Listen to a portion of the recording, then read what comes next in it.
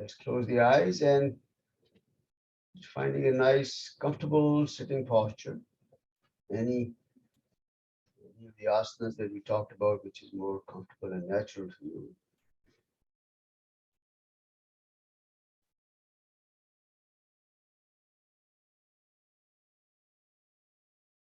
Become aware of the spinal posture and try to maintain a good, tall, vertical spine with the head, neck, trunk in alignment.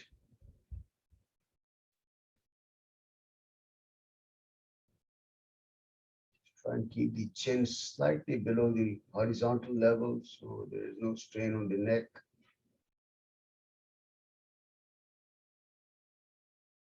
Gently pull the neck up, tailbone down, just mentally feel the elongation of the spine. And at this point, if you need to make any adjustments, that move around, wiggle around, make sure you are naturally comfortable.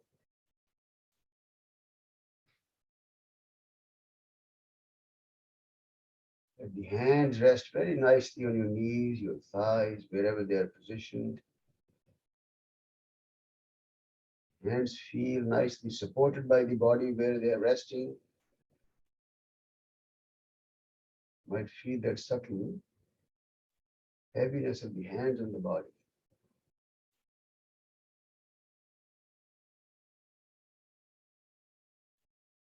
Lift the shoulders up toward the ears, roll them back, let them hang loose now. Very relaxed arms and shoulders. Make a few gentle neck movements up and down, side to side.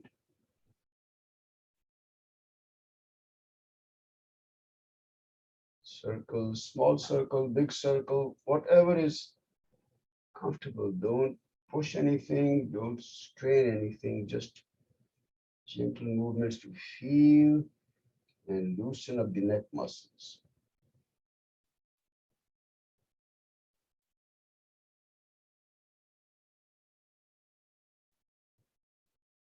Finally, bring the head back to the center and let it rest there very comfortably.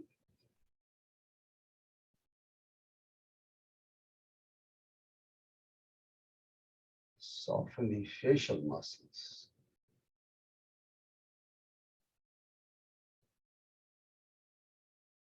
Back the jaws.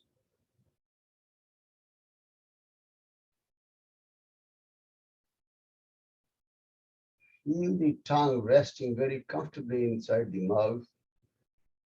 You might even feel a very gentle contact, subtle contact between the tongue and the teeth. Just become aware of that contact.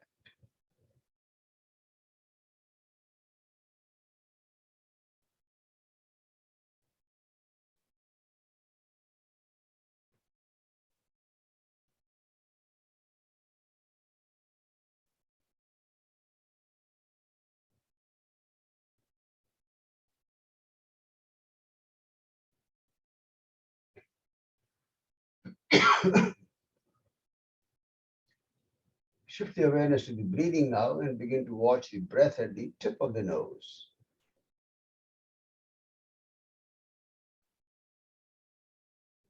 Breathe in as you breathe out, simply watching the flow and also observing the sensation that the flow of breath creates in the nostrils. Feel that very subtle cooling that seems to happen when you inhale, the warmth when you exhale.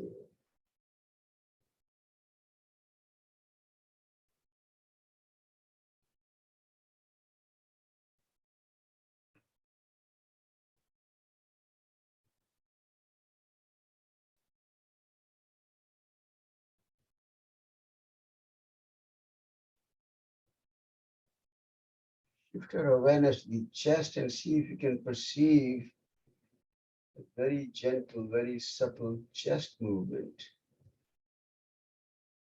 regular breaths, no change.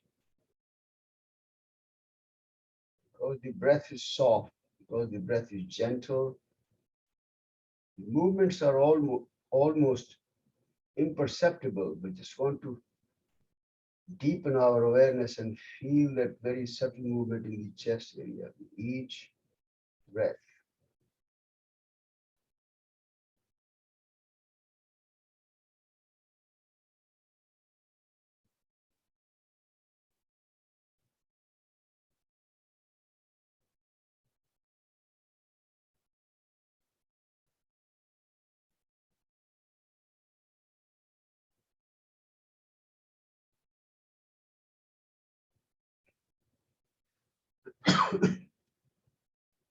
Shift the awareness now down to the abdominal area, and again, same awareness. See if you can perceive any movement in the abdominal area. The abdomen, is it moving in and out, or is this seems very stationary or no movement? Just feel the abdominal area.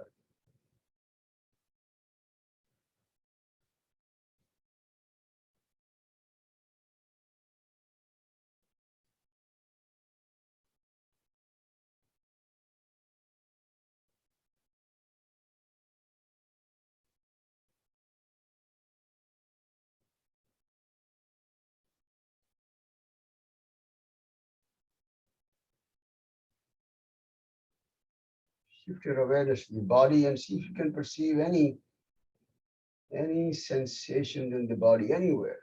Your feet, legs, hips,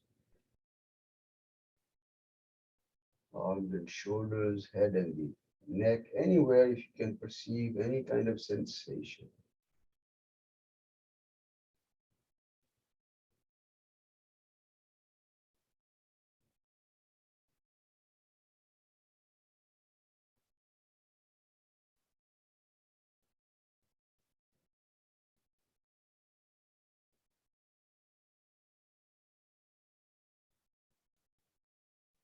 Just bring your attention back to the tip of the nose. In watching you flow for a breath or two.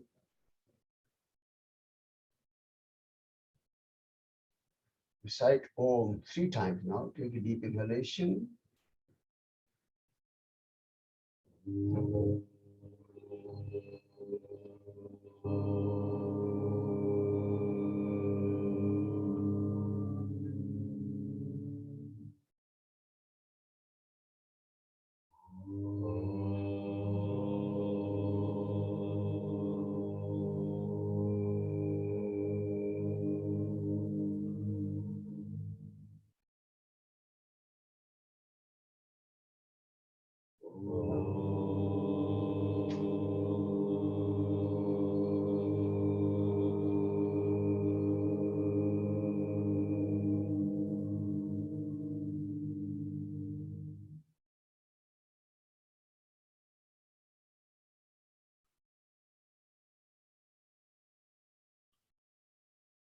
Open the eyes softly now.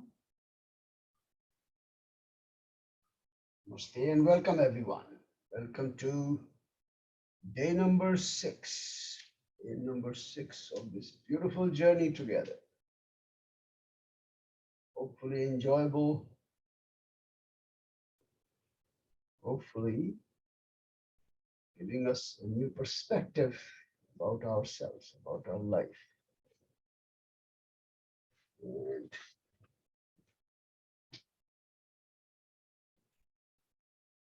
let's do our eye exercise. Let's keep the head in the center, spine upright. We'll do that rectangle movement now. So we'll create a sort of a box-like rectangle movement with the eyes. Look up to the top left corner of the eyes, vertically down to the bottom left, horizontally across the bottom right, up to the top right, and back to the top left. So keep the movement of the eyes straight line, smooth movement. At each of the 4 corners, give a brief pause, minute pause, and during that pause, make an effort to stretch the eyes a little more. trying to exercise the muscle of the eyes, stretching them at each of the four corners, but no strain. It's important. And no head movement. Just the eyes.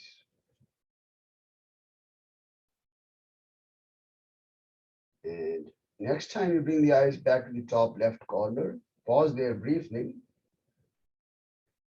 We'll reverse the movement now. So go horizontally across the top right, vertically down to the bottom right, across to the bottom left, and back up to the top left.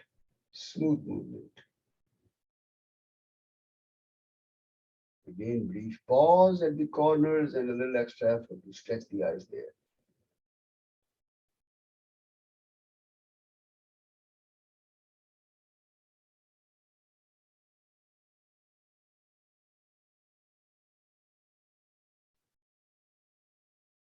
Once again, when the eyes reach back to the top left corner, pause there briefly again, and then bring the eyes back to the center. Close the eyes and rub the palms.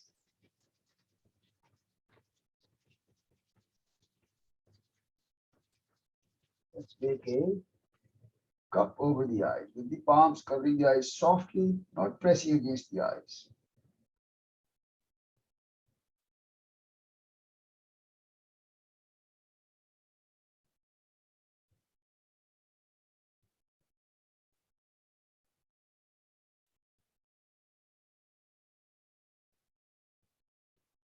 Gently rub the eyelids, eyebrows. Massage around the eyes, forehead, sides, cheeks.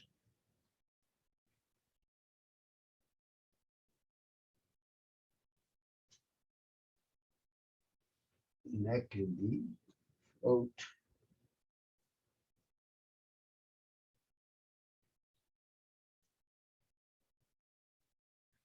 And release now. Let's open the eyes softly.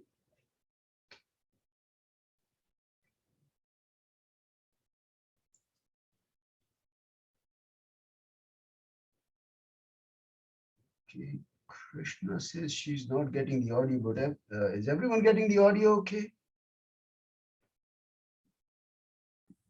Yes. sir. Yes. Yeah. What's going on? Log off and log back in.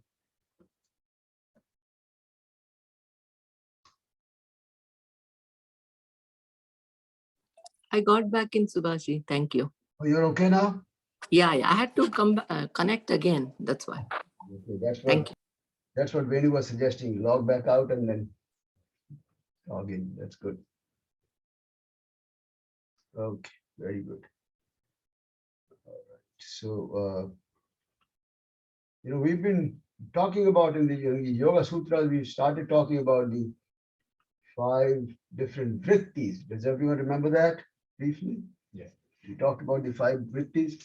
I'm going to just kind of very quickly give an overview of these 5 types of vrittis. Let me see if I can share the screen. I'm not going to go through these slides in detail, but just give you an idea of these 5 vrittis.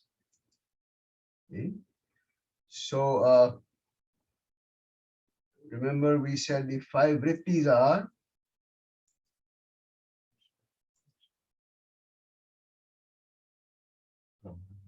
okay. So these are the 5 vrittis listed here, right? So they are in Sanskrit, they are pramana, vipareya, vikalpa, nidra, and smriti, right? Sanskrit words. So did we talk about praman the other day? No, I The think we 3 ways of praman, direct perception and all that. just said they're painful and not painful. Okay, not paid. All right. So now these are the 5 different types of vrittis. And let's look briefly at at the first one, which is called Pramana. All right. So Pramana is how we receive right kind of information, how we can, something that we consider is accurate information. Okay. So what they're telling us is that there are three ways you can attain direct or correct information. One is through direct perception. Perception is happening through the five senses, right? So all our five senses, the sense of hearing, touch, smell, taste, and everything that's active all the time when we are awake. And you are getting information through that. So if I am looking at somebody, in this case, I'm looking at Nimesh, so I know this guy is Nimesh. Why? Because the moment I see that image in my mind, Nimesh's image, I'm able to compare it with my stored images of everybody. But then there is a match found, immediately match found, and then match has a label attached to it, and the label says Nimesh, right? That's how I recognize everything in life, right? But that direct perception, and that's correct information. I know that because I've, like they say, I saw it through my own eyes, right? That direct perception. But then there are times when we have to kind of guess, make an inference, guessing. So if I'm looking outside the window right now, I see darkness, right?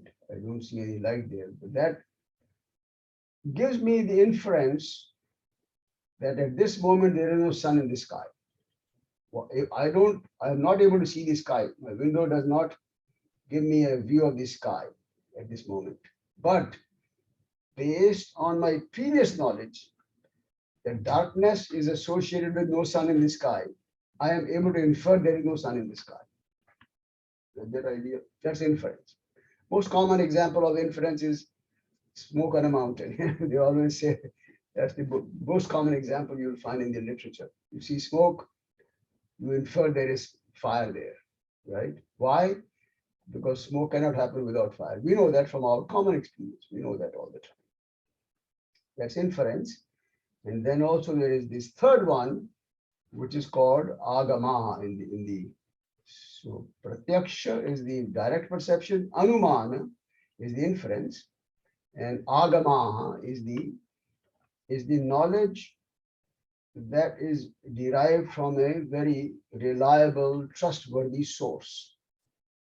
It could be a human source, it could be a text. Most commonly mentioned texts are the ancient texts like Vedas, Upanishads, Yoga Sutra, Bhagavad Gita, and all that in our culture, because those texts are the outcome of the knowledge or the wisdom received by these yogis in their deepest state of meditation. What we have to recognize is that the knowledge presented in those texts is not a result, this is what the common understanding is. It's not a result of their intellectual activity. It's a result of direct revelation, which happens in their deep state of meditation. There's a very subtle difference between the two. So that's why they call the Vedas, for example, the term they use in Sanskrit is apaurushaya. That's the term they use. Purusha means human being. Apaurushaya means it is not a creation of the human mind, because it's a revelation that happens to them based on their deep meditation. All right. So that's the three sources. But of course, if you trust it, if you have a guru here, even today, for example, in live situation, you have a guru who you trust, then his word will become the source of correct information. But it has to be a very trustworthy person, right? All right, so these are the three sources of pramana or correct understanding. All right, we'll stop here today in terms of the Yoga Sutra, and then get ready for some stretching. Come up on the hands and knees, gentle stretching. This is just to loosen up the spine. Come up on the hands are directly under the shoulders, spread the fingers wide, knees under the hips. As you inhale, head up, tailbone up, navel down, look up. Exhale, round the spine. Roll the chin down, tuck the tailbone in. But lift the navel up, so you're creating a little hump in the spine. Keep going. Couple more breaths like this on your own.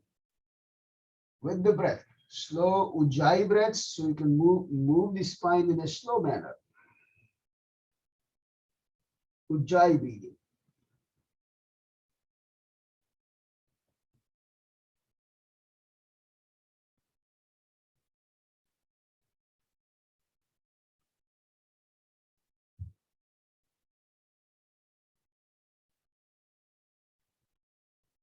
Okay, let's finish the next exhalation. Spine back to the neutral position. Briefly, and then we'll sit back up on the heels in Vajrasana. Again, not required. If not comfortable, any position is okay. All right. Always start with Kapalabhati.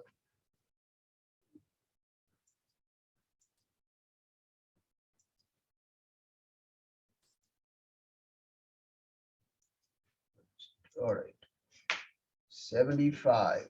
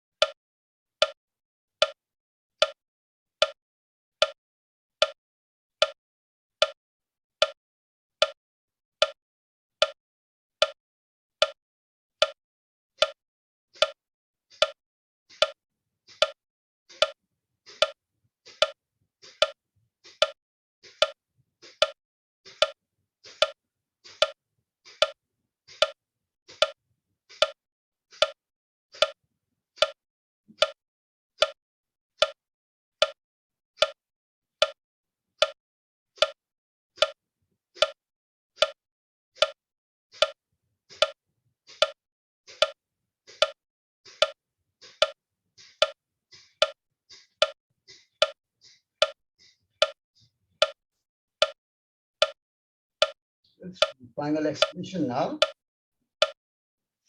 Exhale and then just natural breathing after that.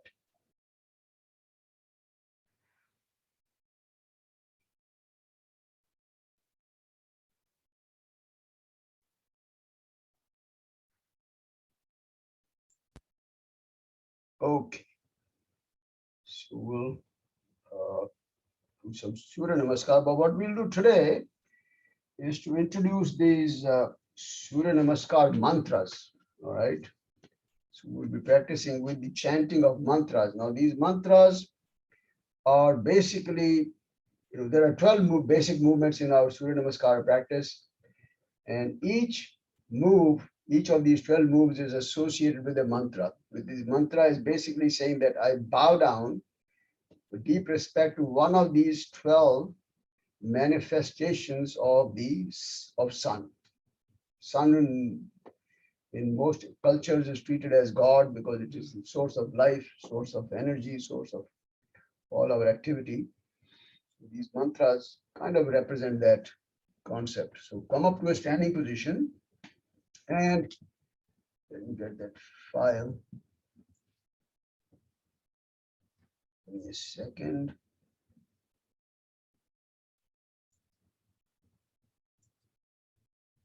Okay, so what we'll do is we'll do one round and you have to synchronize your movements with the rhythm of the mantras and just get a feel for the with the sounds and the rhythm. And then after one round, I'll give you more instructions. Okay. So close to the top of the mat. Round number 1. Hold on a second. Just let me make sure the sound is okay. So round number 1. Can you guys hear it? Okay. Online? Yes. Okay. Good. Inhale. Exhale.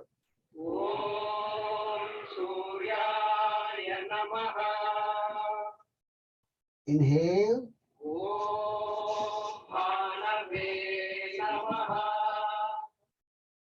Exhale.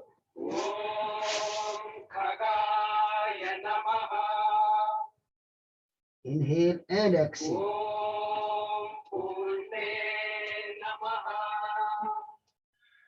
Inhale.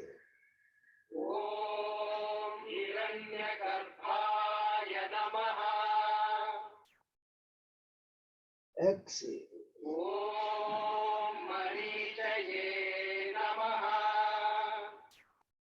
Inhale.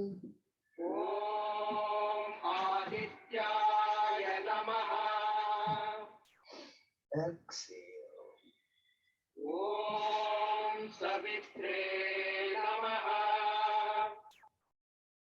Inhale.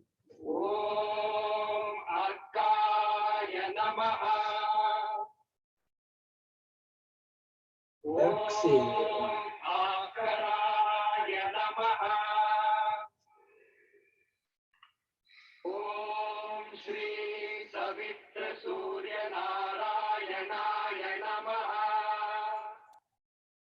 Okay, so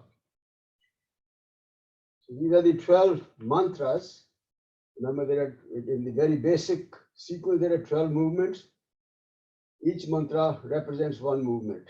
So the mantras are like Om Ravaye Namaha, which means I bow down to Ravi. Ravi is one of the names of Surya, of sun.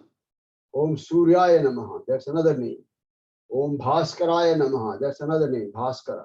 All right, so these are all different names representing different aspects of the sun, basically. Okay, and if you go to my blog, there is a document which lists all the meanings of these mantras. Now, the few key things that we want to observe, one is that the movement should be perfectly synchronized with the mantras. All right, so there is a certain duration of each mantra, and we need to finish these movements in each mantra, right? Everyone. Breathing is very important, and I did try to give you the guideline for when to inhale and exhale. I'm not sure. Were you able to hear that? Can somebody tell me if you heard the inhale and exhale?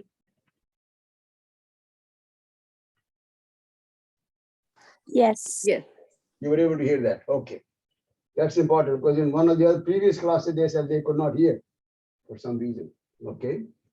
So that's important to know when to inhale and when to exhale. Okay. Now these mantras have been chanted very beautifully by some professional chanters in India, and that's how I got this file.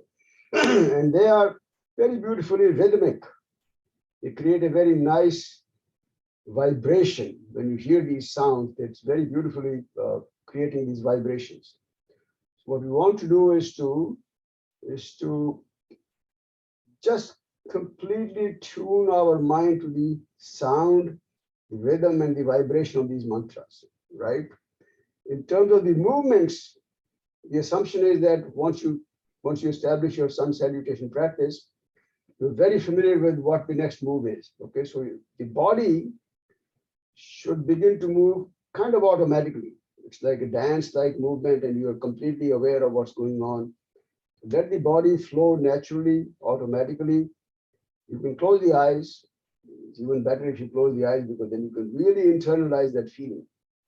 Okay, so breathing is important, and when you are able to synchronize the movements with the breath, it becomes pranayama because these are all deep ujjayi breaths. As I always mention, ujjayi breaths. So deep breaths, pranayama.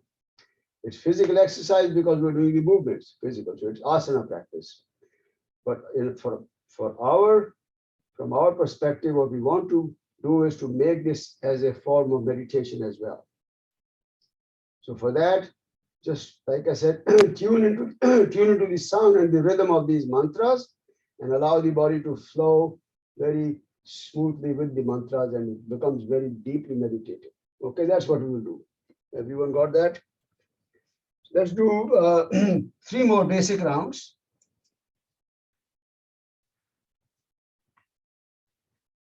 Round number 2. Very low. Why is the Om Mitraya Namaha. Om Ravaye Namaha. Om Suryaya Namaha. Om Bhanave Namaha. Om Khagaya Namaha.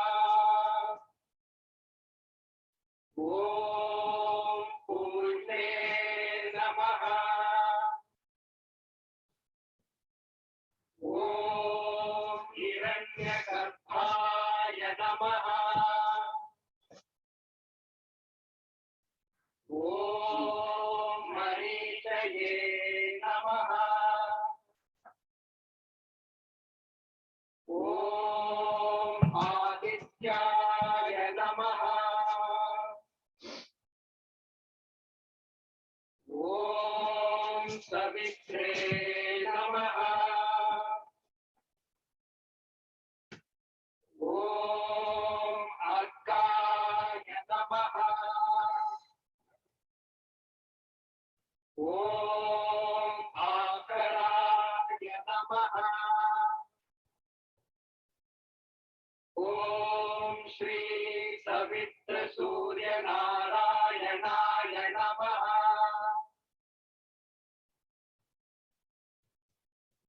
round number 3?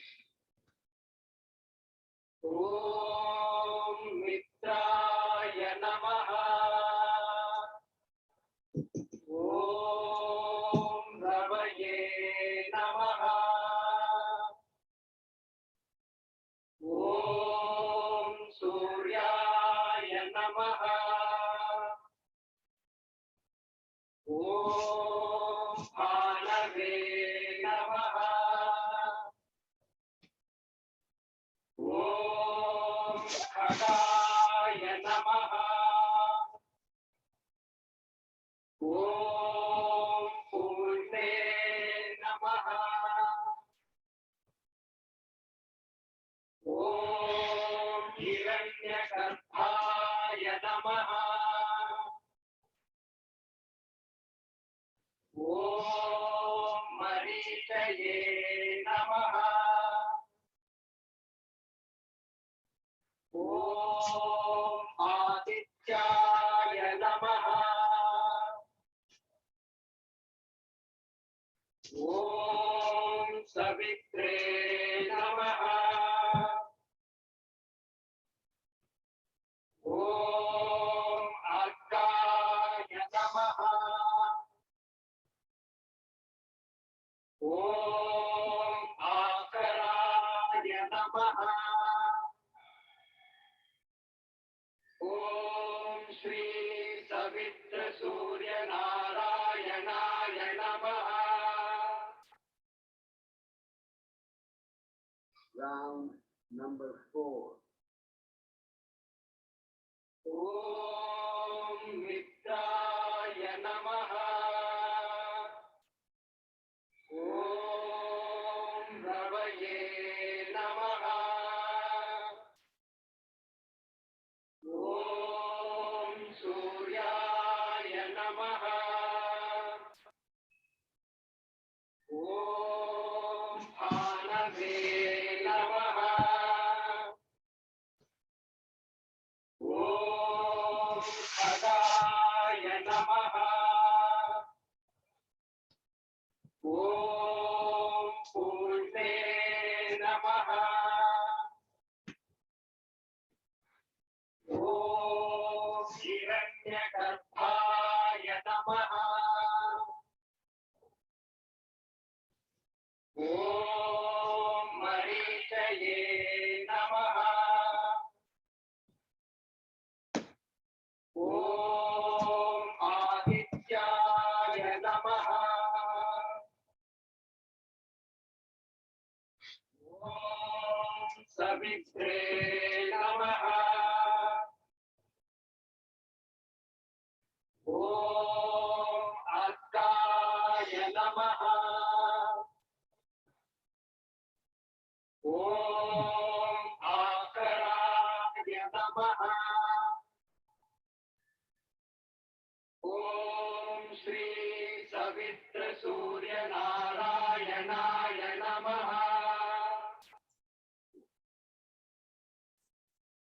Sit down comfortably now. Eyes closed for a moment. And just in your mind, continue to listen to the sound, the vibration of these mantras that give you a good feel of the vibration and the energy of this chanting, and feel that vibration filling every cell of the body. Just mentally visualize that you're experiencing this vibration of these mantras in your body.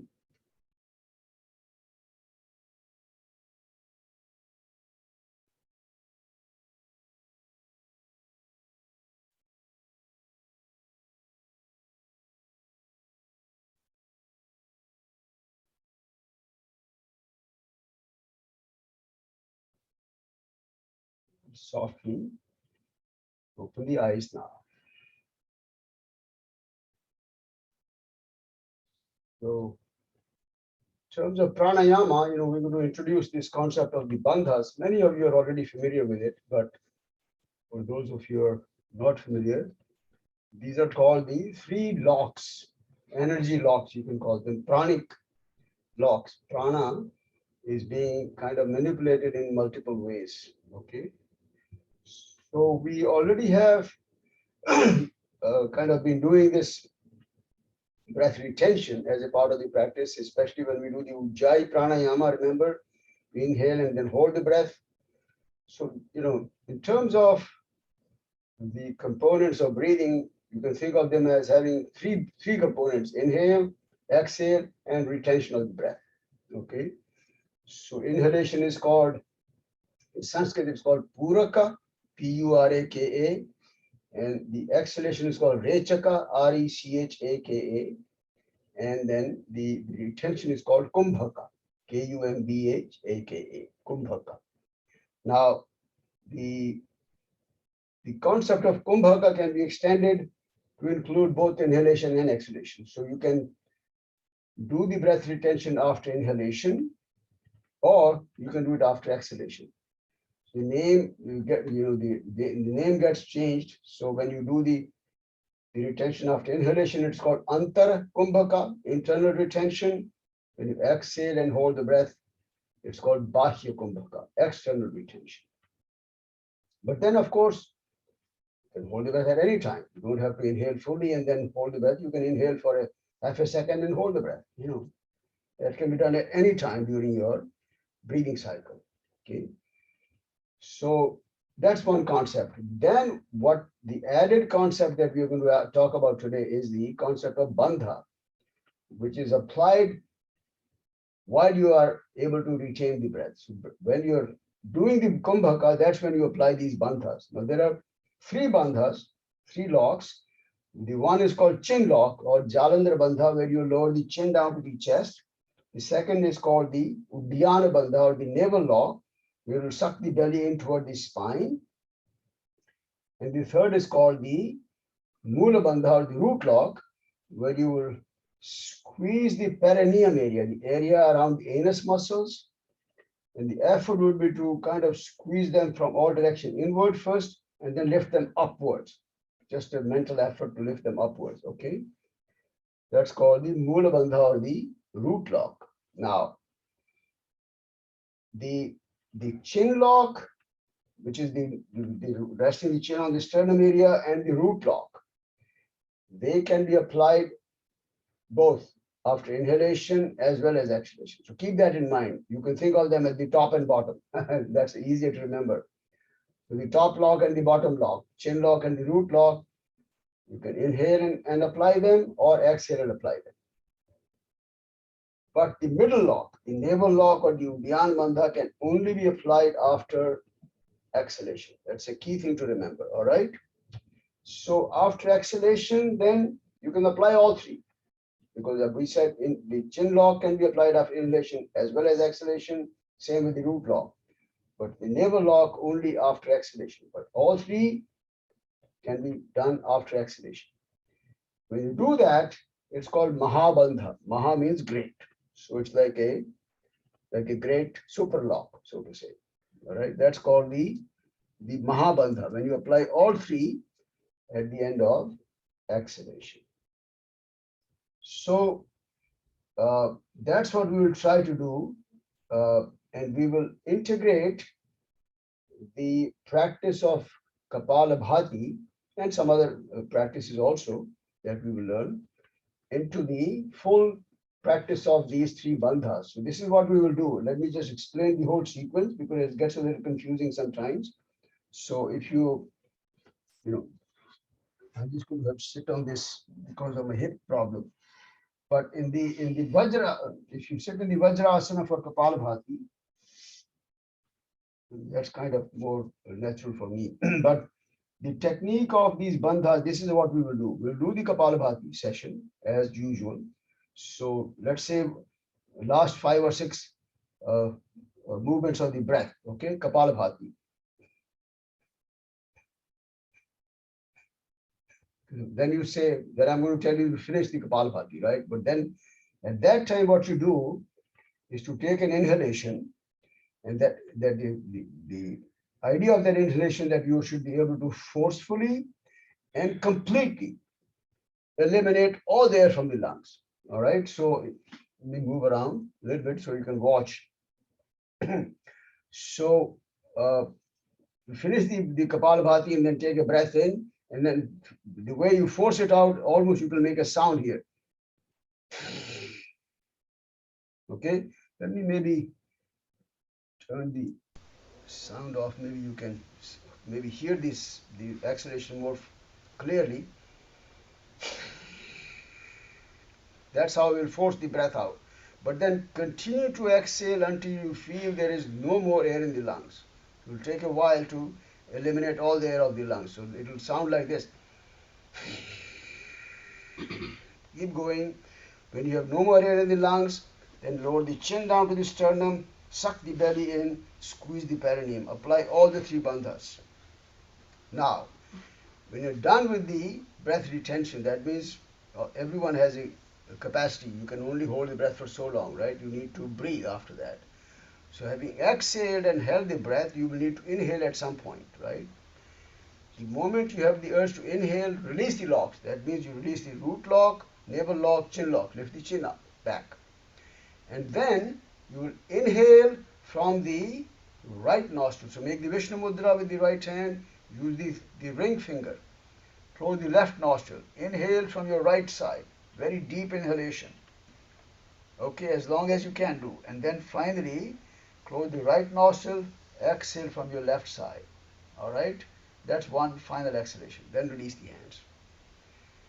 If you have questions, please ask. Otherwise, we'll do one round now. Kapalabhati with the bandhas.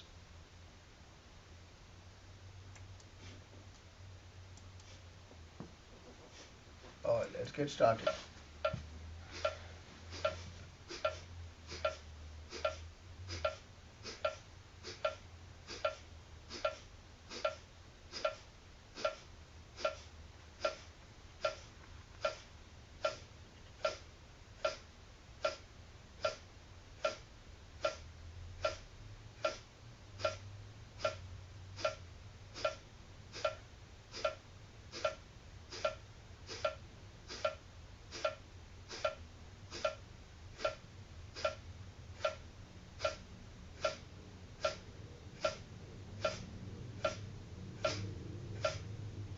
Okay, we'll do the final sequence now. So again, inhale first and forcefully exhale. Continue to exhale until you feel there is no more air in the lungs. And then apply the bandhas.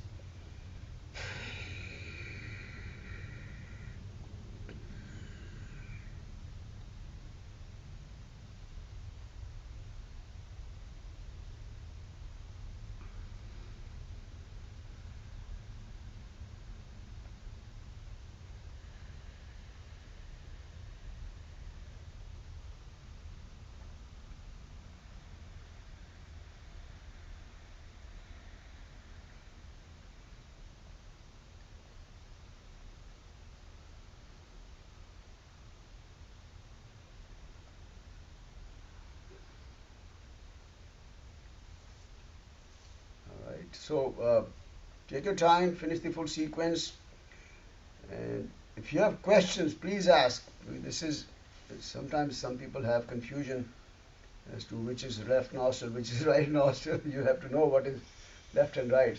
People get confused. I know that. So, but if you have any confusion, any doubt, please do let me know. Okay?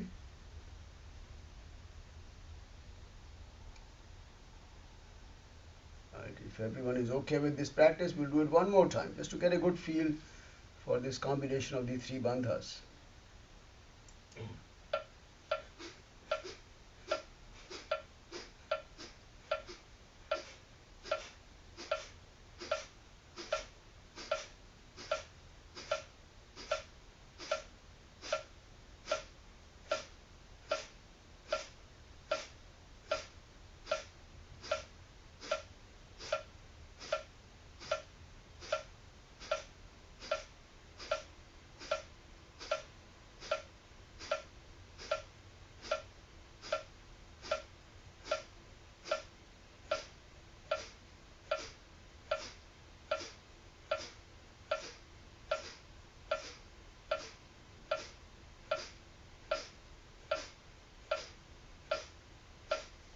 We'll do the final sequence now again. Inhale and forcefully, completely exhale all the air. Make a sound when you exhale. That will completely eliminate all the air.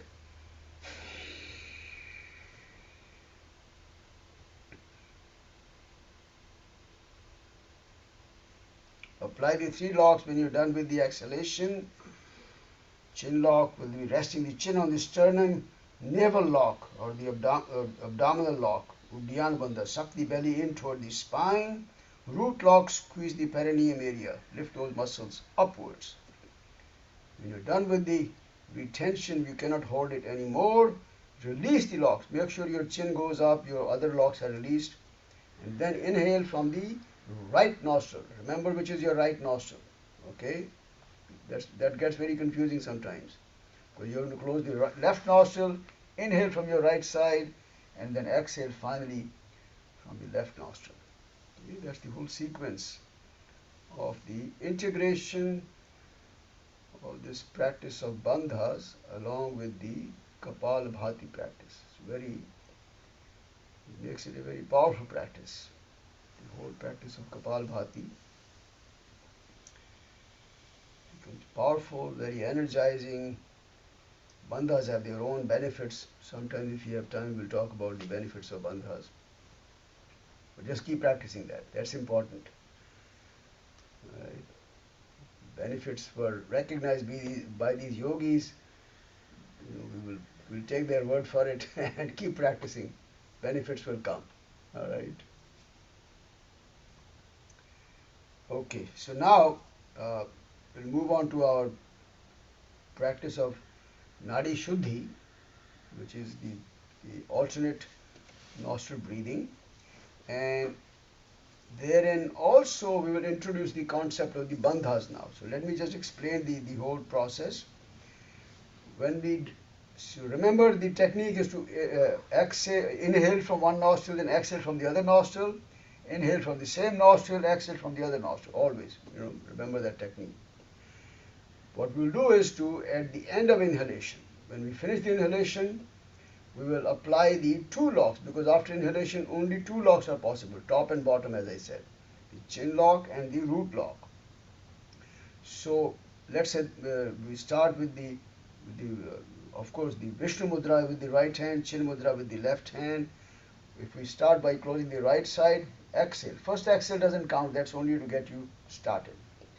Inhale, that's the starting of the round. So inhale from your left nostril.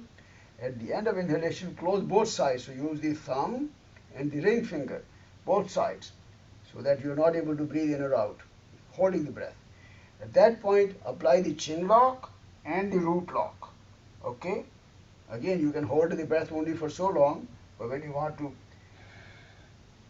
to exhale, release the locks, lift the chin back up, exhale from the opposite side. Same thing. After exhalation, no retention, no locks. But immediately inhale.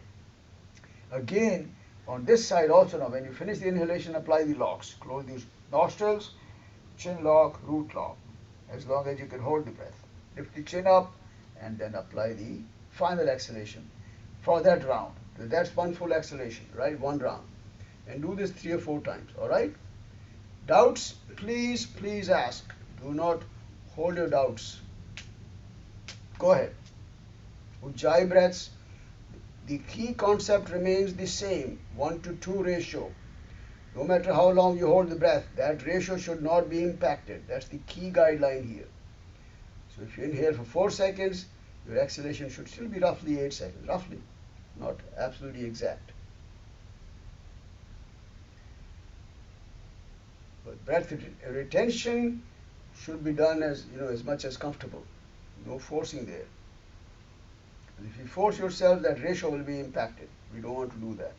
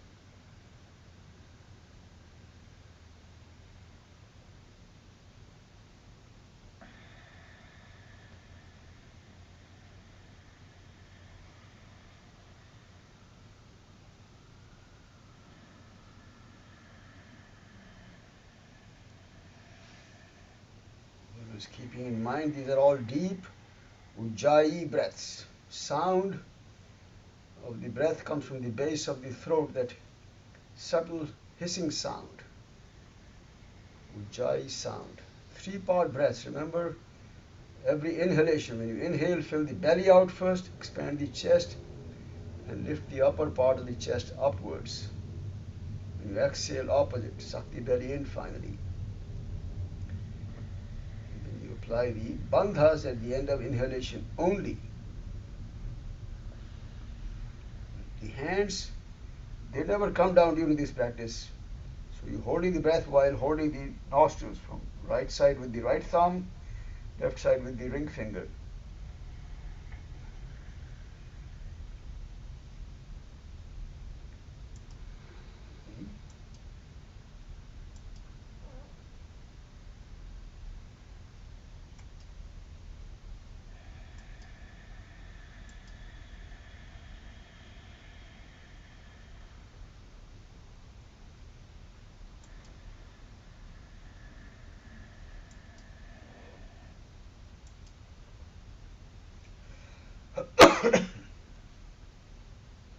Okay, let's finish the next cycle. Take your time now. Finish the full round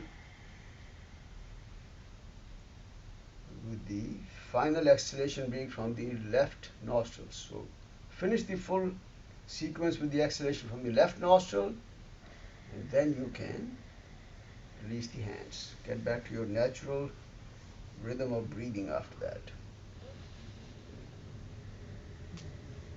Nadi Shuddhi or Anuloma Viloma, 2 names in Sanskrit, alternate nostril breathing in English.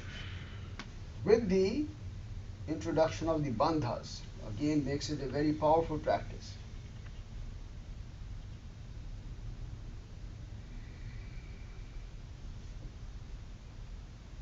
Whenever you're done with the full sequence,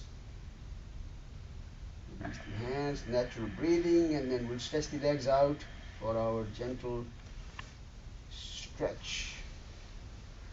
Keep the legs straight, feet together, and as you inhale, raise the arms up. pull up to expand this, elongate the spine. And as you exhale, slow, smooth bend forward. Use a strap if your hands are not comfortably able to reach the toes. And as you inhale, to feel the elongation of the spine, lift the chin up slightly and pull it away from you towards your feet. And then when you exhale, you may attempt to drop the chest further down to deepen the stretch. No force, no discomfort of any kind. Natural experience of this pose.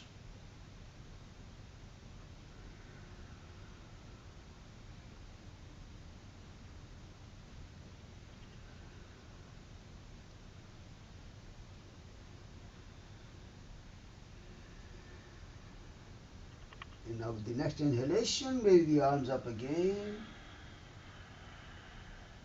Exhale, release the arms down. Relax now. Get ready for our Yoga Nidra experience. So lie down on your back. And then we'll get ready for the sequence to tighten the body. So come up, if comfortable, into the half boat. That's optional. Remember, don't force yourself. In the half boat, lift the feet up and the head up. If that's not comfortable, keep them down. Just go through these movements to tense up the body. So stretch the arms straight in front, legs are straight, point the toes away. Spread the fingers wide and tight. Make a fist with the hands, tight. Rotate the wrists around now. One direction, then pause, other direction.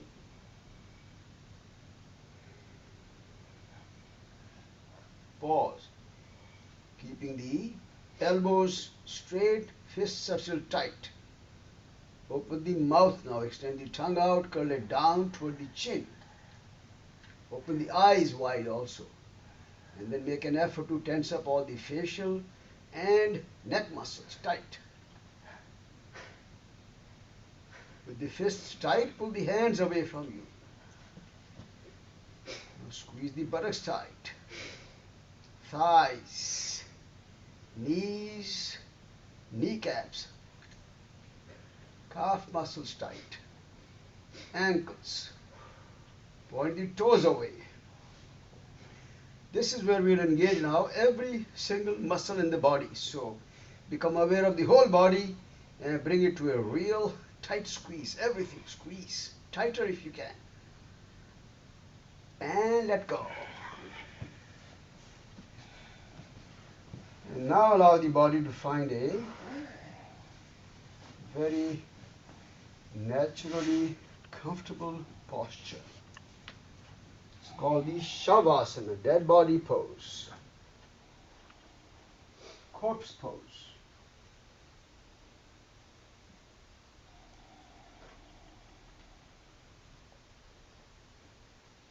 You can spread your feet apart, almost the width of the mat. Hands away from the body, palms facing up. Just try to make any movements, any adjustments that will help you get into a most natural, comfortable posture now. And then we'll go through our sequence to relax every muscle one at a time. Let's begin with the toes. Relax them. Soles of the feet, heels, ankles, calf muscles, shins, knees and the kneecaps, thighs, pelvic area, all the abdominal muscles. Visualize and relax the internal organs of the body, heart, lungs, kidneys, and the liver. Relax the rib cage, chest, shoulder blades, collarbones. Shift the awareness to the hands, relax the fingers, palms, wrists, forearms, elbows, upper arms, and relax the shoulders now. Relax the buttocks, full length of the spine, muscles in the lower back, middle back, upper back, neck muscles, and the facial muscles, cheeks, chin, lips, jaws, tongue, teeth,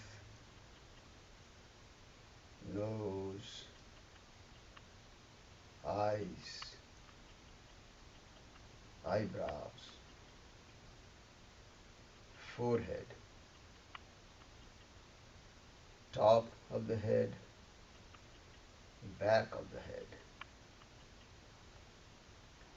And every muscle, every limb in the body at this point is completely relaxed.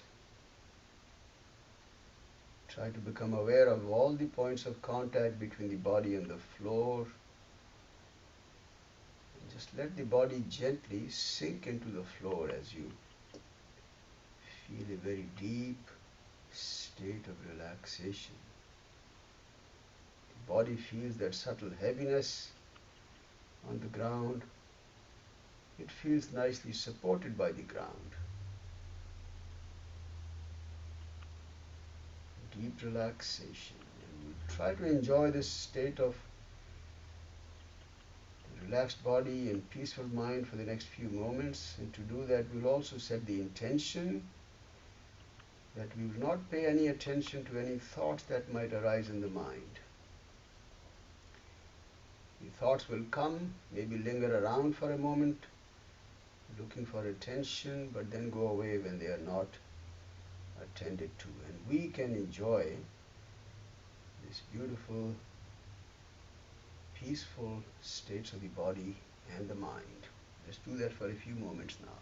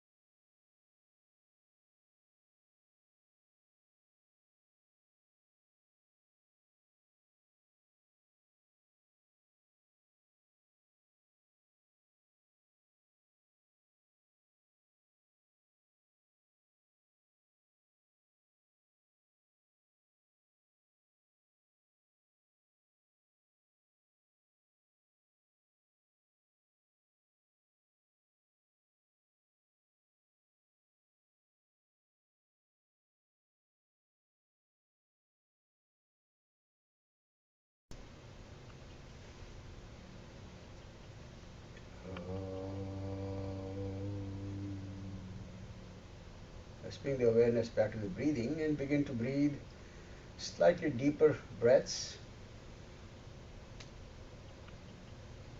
Just becoming aware of your rhythm of breathing.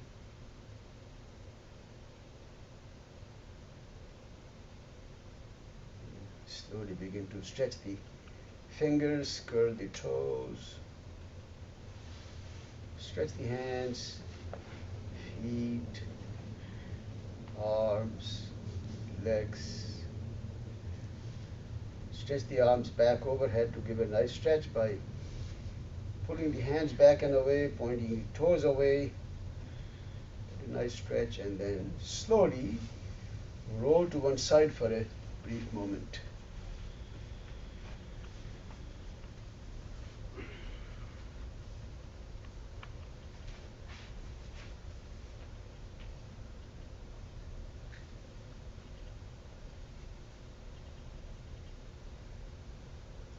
Come up to a sitting position now.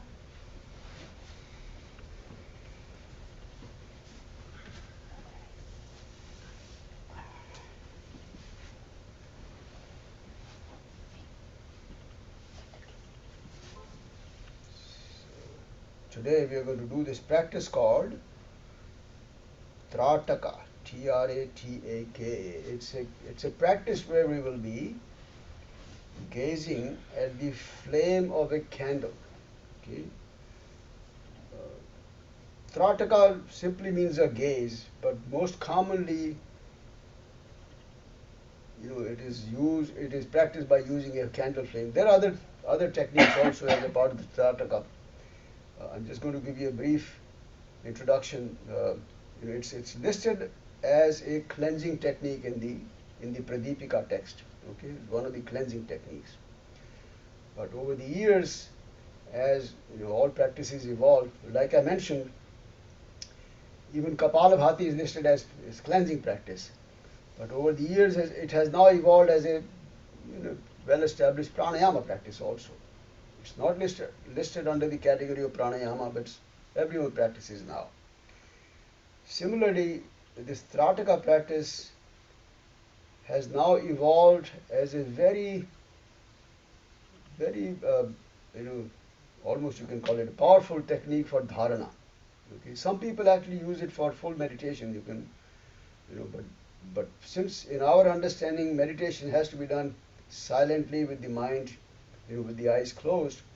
So what we do in our practice here is use this as a form of dharana. When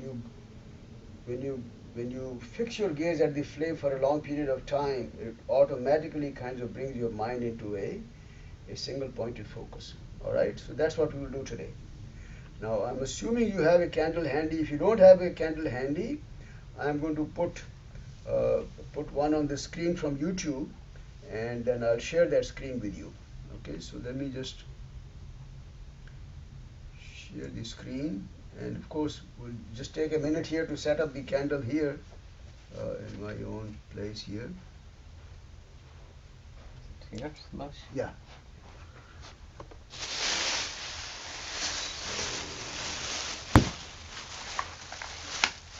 Where is it?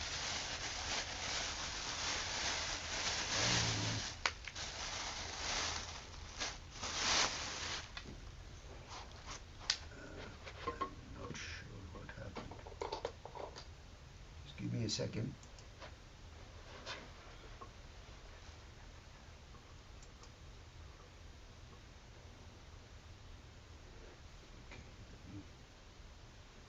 Share the screen.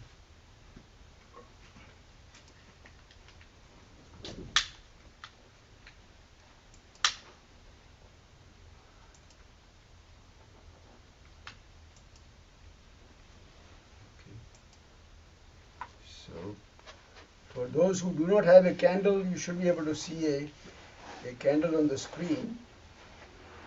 And then we have a candle here.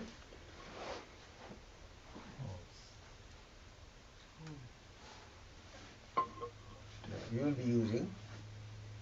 Alright, so now first thing is that the candle should be at the eye level roughly, okay, not too low, not too high.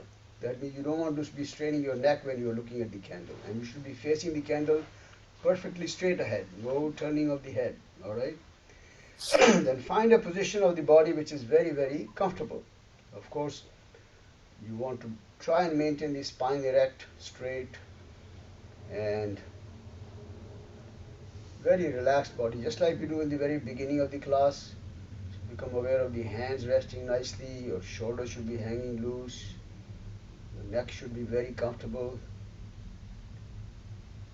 And then just close the eyes for a moment now and observe the breath at the tip of the nose. Remember, we talked about this very simple technique of becoming aware of the breath, that itself helps us kind of turn the focus inward and bring the mind into a relatively calm state. So let's bring that awareness to the breath for a moment.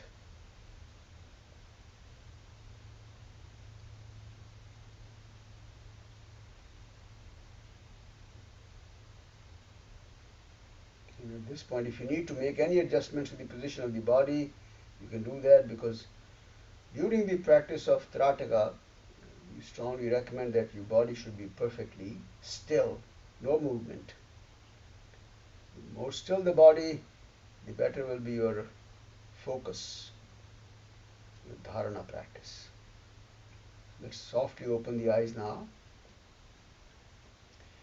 and fix your gaze at the flame of the candle. And you can either gaze at the full flame, or you pick a spot.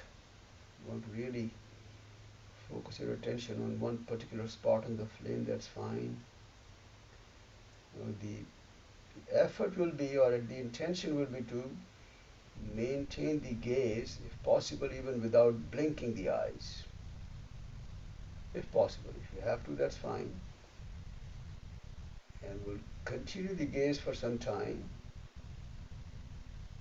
And if at any time your eyes either feel kind of strain or any kind of discomfort, you can close the eyes. Sometimes the eyes begin to water. That also is an indication that you should close the eyes and relax. Otherwise, stay with the gaze for some time, and until I give you the signal to close the eyes. So stay with the gaze for some time. Constant gaze, deep focus on the flame or some part of the flame.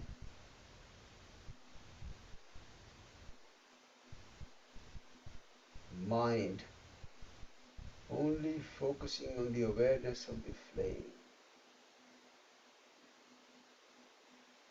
bringing into a deep state of dharana, one-pointedness.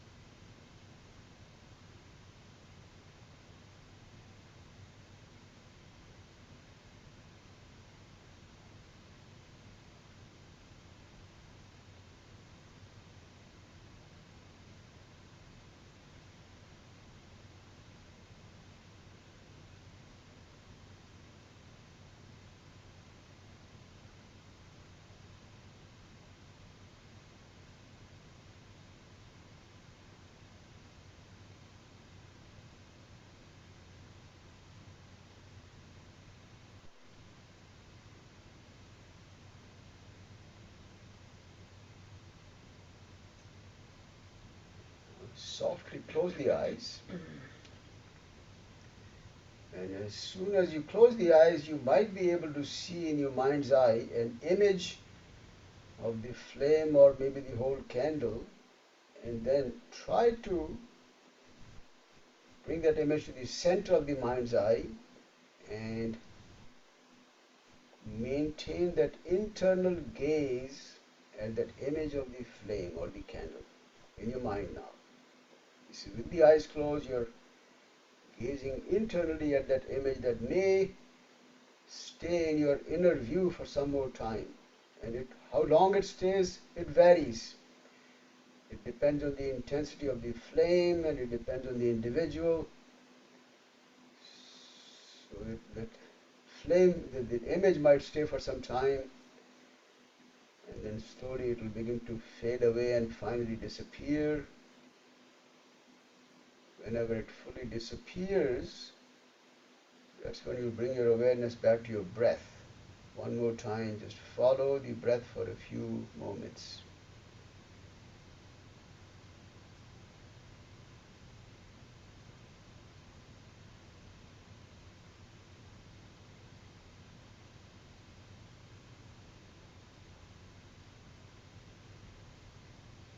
And softly open the eyes again.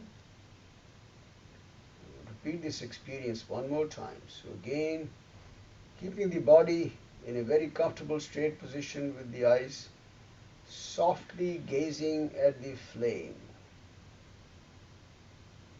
We're trying to maintain the body perfectly still during this experience.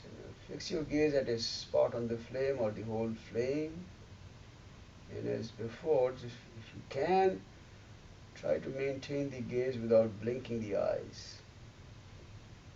Deep focus on the flame. The mind is so deeply focused on the image of the flame that it forgets to wander around.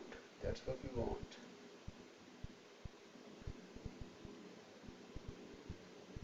But anytime the eyes begin to water, close the eyes.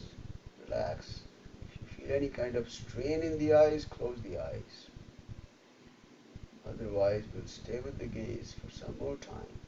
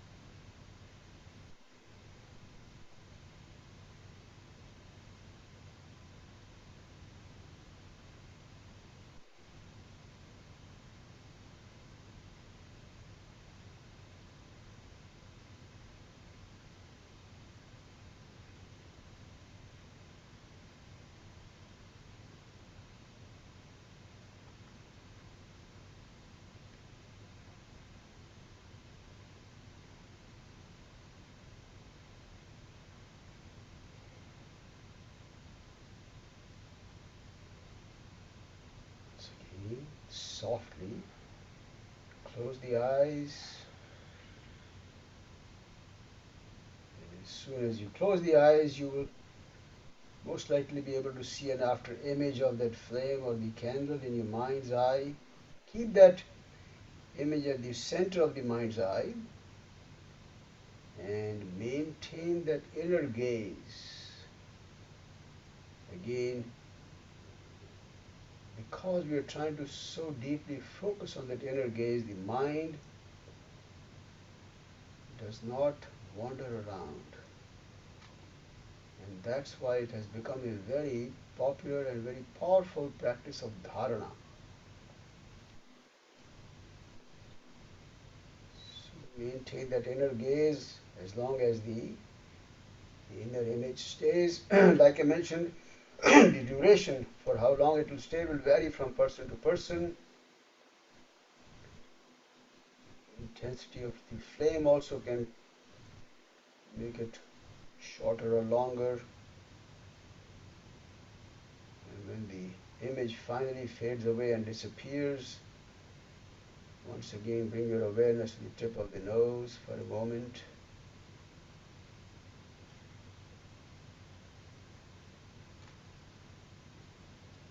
At that point, shift the awareness to the third eye location, that spot between the two eyebrows. It's called the Ajna Chakra. And mentally visualize that vast expanse of space in front of that spot. Chidakasha.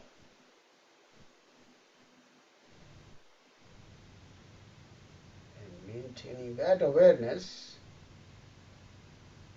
gradually transition to your mantra meditation, reciting your mantra mentally in your mind at a very comfortable pace. As always, as thoughts arise, become aware of them. But try not to get engaged with the thoughts. Avoid the temptation to get carried away with the thoughts.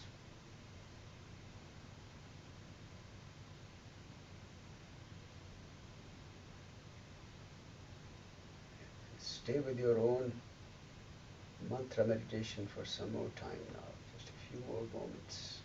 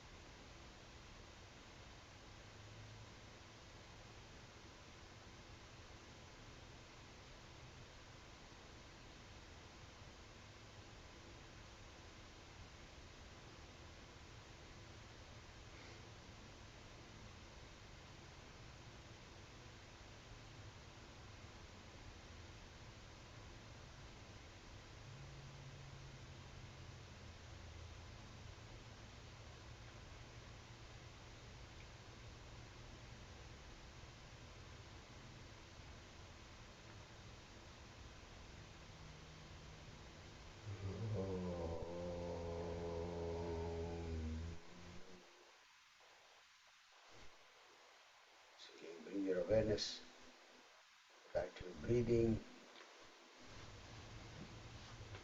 Just watching the flow for a moment at the tip of the nose.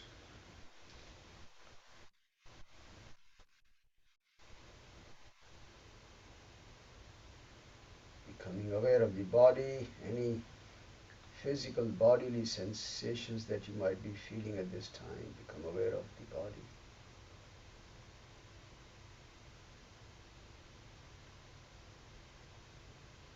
Become aware of the surroundings.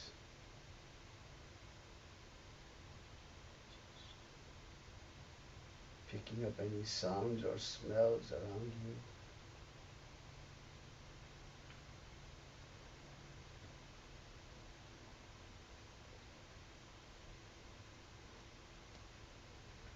Join the hands and rub the palms briskly.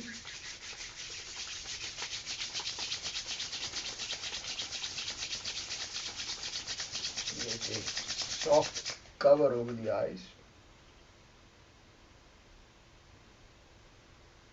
Softly covering the eyes will help relax the eyes. Stay with this cover just a few extra moments today. So you're not pressing against the eyes, like cupping the eyes with the palms. Feel that sense of relaxation happening in the eyes, eye muscles, optical nerves.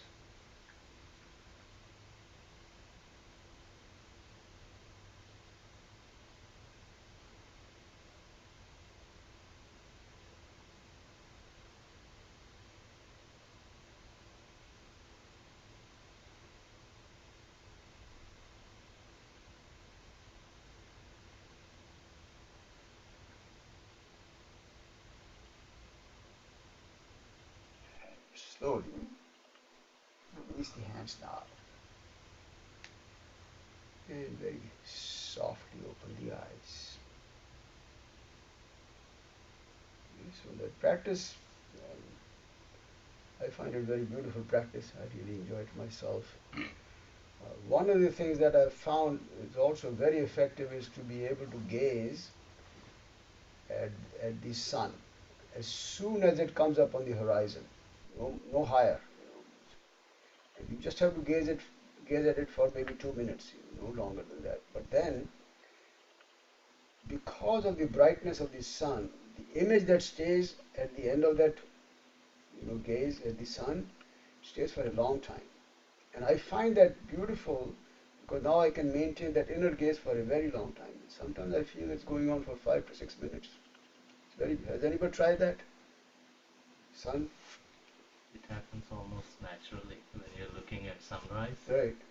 After some time, you cannot see it. So if you close your eyes, you'll see that. See that image, and then you Yeah. sit down and gaze at that image in the mind. You stay focused on that. It's very beautiful dharana practice then. And it stays for a long time. I've found that. That's another way of doing that. And of course, candle gazing itself is a very beautiful experience. Uh, People have, now it's used almost universally as a form of dharana practice. All right. Any thoughts? Any kind of feelings that you might want to share with us? Anybody have any experience with this candle gazing? Subhashi, I was wondering if this is kind of like a transition between the dharana to the dhyana. Yeah, it is. You can think of it anyway. We'll just call it the dharana practice because in our understanding, dhyana is simply to chant your mantra. That's dhyana. Okay, and that's all done mentally, silently. So I would still call it dharana. And then whenever you transition to your mantra, that's dhyana then. Does that help? Yes, yes. Okay. So if there are no thoughts now, what we'll do is now to do our introductions, and I will transition to a table myself because It might take some time, and I don't want to be looking down at the screen of my computer for any length of time. So I'll move to a table, take a 1 or 2 minute break, and we'll reassemble very, very shortly. All right.